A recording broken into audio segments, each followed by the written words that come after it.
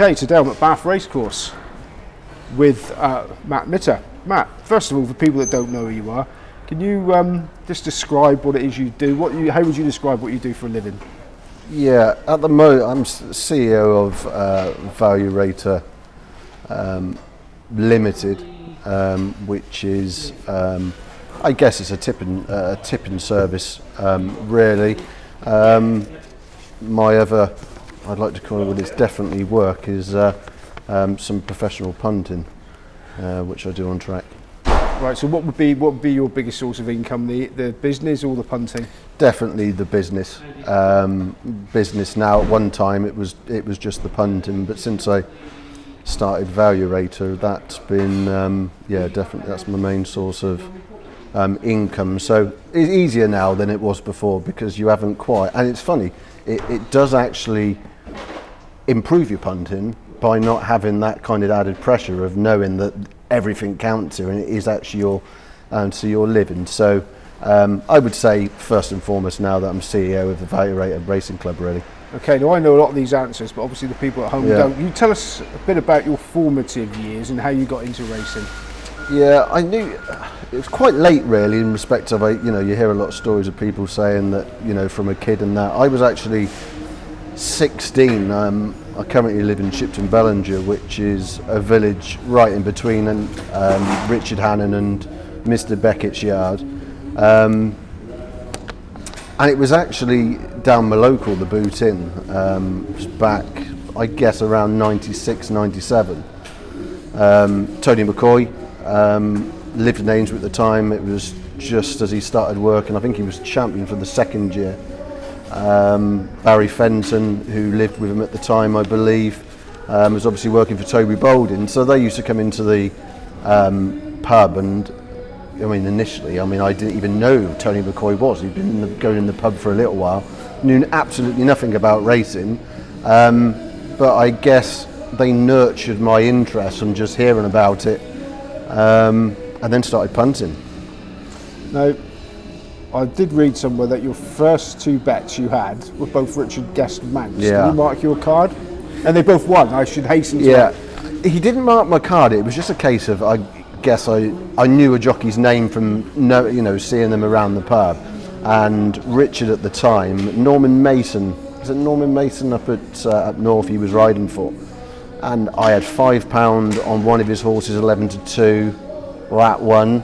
And then he had another ride later on, and I backed that £5 win that one. So I was hooked. I thought the game was easy. So you became interested in reading form.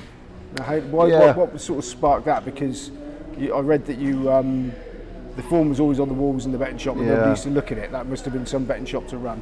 Yeah, it means. Obviously, I had good early success. Really, I just noticed, these men running into the betting shops, not even looking at any form. They would just literally pick up the slip, look at the screen, whatever they were gauging what their selection would be, and running up and having a bet. But I just used to notice all this information on the wall.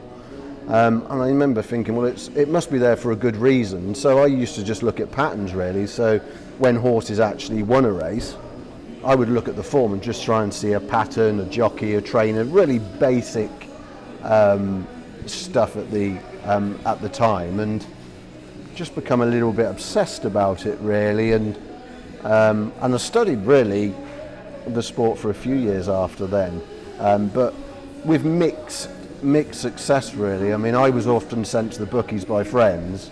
We're all skint, and it was like, well, we want a night out, send Matt to the bookies to try and turn the tenner into £100 so we could go off down Southampton. And you know what, quite often I managed to, but it was just really basic. It was literally knowing who the best jockey was, who the best trainer was, and at that time Tony McCoy and Martin Pipe. It was just a case of putting all those horses into kind of lucky 15s and you would get a good return. So you didn't start subscribing to expensive form books or anything like that? You didn't go into that much in depth? No. Didn't come to reading form, I guess, properly until much later. Okay, now you left school with, say you underachieved at school. So you, like people that underachieve at school do, you ended up doing brain dead jobs. which drive you mad. So you used to skive to go to the bookies. Did that supplement your lost earnings? Yeah, well, I left at school. I didn't do very well at school. I was always dossing, and I was always trying to arrange a football match. I was interested at lunchtime, really, more than anything else. So when I left school, obviously with no qualifications, you're quite limited to what you do. So I signed up for a lot of agencies.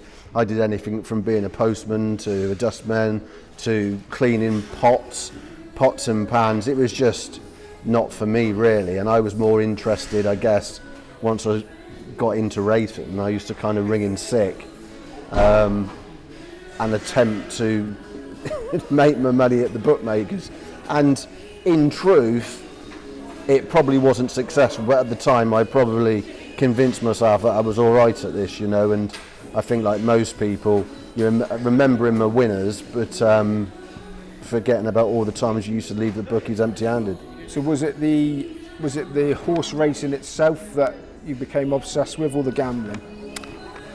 That's an interesting question. I liked the idea of being right, of getting it right, probably more than the gambling, and that's the same to this day, really. There's nothing better than trying to pit your wits and try and win. But yeah, really interesting question from the start. Yeah, I think it was more being right and the working out, and I was often surprised how often I was right on what I was slowly beginning to learn. So my initial thought from being in the bookmaker, seeing this form, to actually trying to understand the form, was actually improving my actually betting. So it was something that encouraged me to look into it further, really. Okay, and then you moved to Birmingham. Yeah. And worked in a betting shop. Did you move to Birmingham to work in a betting shop? No, I met a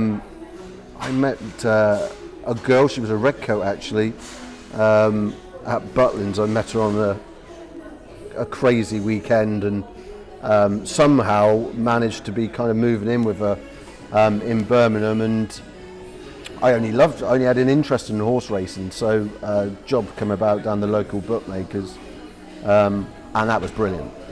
Finally I was being paid to basically follow the sport I love, and I learned a lot there. More so, I saw how much money people were actually doing, on a day-to-day basis. But in truth, most of my wages would have been spent on learning in the pocket, as I like to call it now. Right. So I was going to ask if it was an education watching that. And also watching all that, I suppose it was in the days when they used to show the pictures in the, you're not that old, are you? They showed the pictures in the betting shop then. Yeah. So did watching a lot of racing improve your understanding of the way things worked? Yeah, I think so. I used to be keen to work the extra shift, not just because there was extra money for the night racing, but yeah, you got to see results, and you got to see regular racing. And I didn't learn a lot from the people in the betting shops. What I learned was to stay well away from the machines, and to stay away from Portman Park and all those other places that people used to like to have a bet. People actually bet on Portman Park? Oh, it was.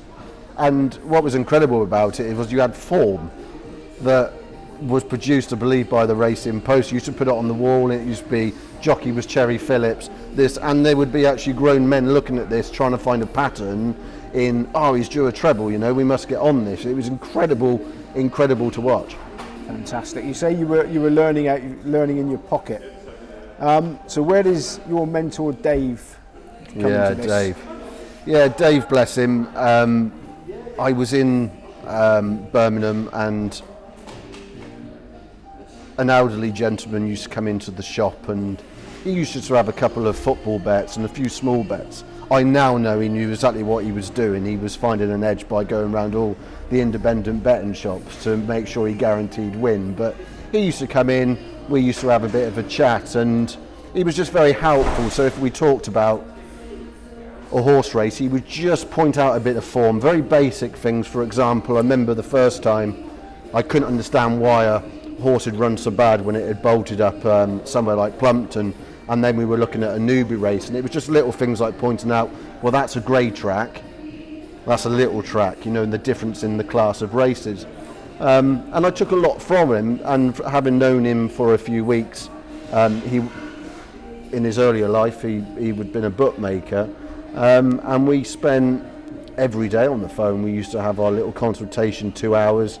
He'd give me little tasks to do to look over a particular race.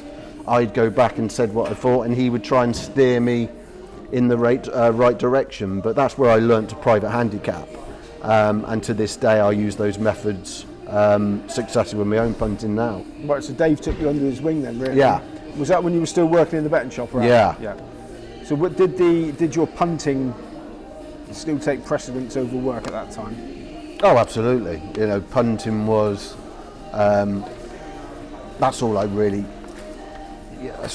liked doing. Really, is sort of going over punting, but more so just I used to love the sport. You know, and it was such complications of the sport, and it just looked to me like this huge puzzle that needed to be solved. And I was just keen. I was a sponge, really. Anyone that I met along the way that I thought had a lot of experience, I used to just listen intently to what they had to say, and you just pick things up along the way. And a lot of taught myself, really, in many respects. But Dave was the person who moved my form reading on to a level, and it was all pound a length. You know, he would say his old school methods.